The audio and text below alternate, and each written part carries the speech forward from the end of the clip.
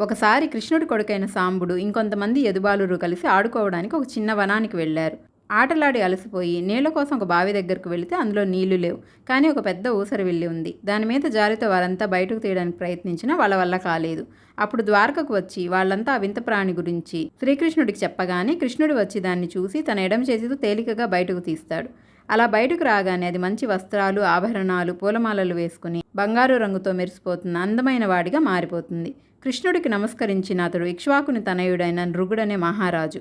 ఎన్నో లెక్కలేనన్ని దాన ధర్మాలు, పుణ్యకార్యాలు చేశాడు. ఒకసారి అతడు ఒక బ్రాహ్మణుడికి కొన్ని ఆవులను దానమిస్తాడు. అందులో ఒకటి పారిపోయి తిరిగి వచ్చి మళ్ళీ రాజు దగ్గర ఉన్న ఆవుల మందలో కలిసిపోతుంది. అది తెలియని రాజు ఆ ఆవును కొన్ని ఆవులతో కలిపి ఇంకో బ్రాహ్మణుడికి దానమిస్తాడు. ఇంతలో ముందిచ్చిన బ్రాహ్మణుడొచ్చి రాజు దానిని దానమిచ్చినట్టే ఇచ్చి దొంగిలిచ్చాడని నిందిస్తాడు. ఆ ఆవుకు బదులు రాజు 1,00,000 ఆవులను తిరిగి ఇస్తానన్న ఇద్దరు బ్రాహ్మణులు ఆ ఆవు తప్ప వేరేది వద్దని చెప్పేసి కోపంగా వెళ్ళిపోతారు. దానివల్ల రాజుకు పాపం కలుగుతుంది. రాజు చనిపోయాక యమభట్లు వచ్చి తీసుకొని వెళుతూ బ్రాహ్మణ ధనాన్ని తెలియక అపహరించినా కొంచెం పాపం కలిగిందని, ముందు చేసిన పుణ్యం మాత్రం చాలా ఉందని చెప్తారు. పుణ్యం కన్నా ముందుగా పాపాన్ని అనుభవిస్తానని రాజు చెప్తే దానికి అతడు ఊసరవెల్లిగా పుడతాడు.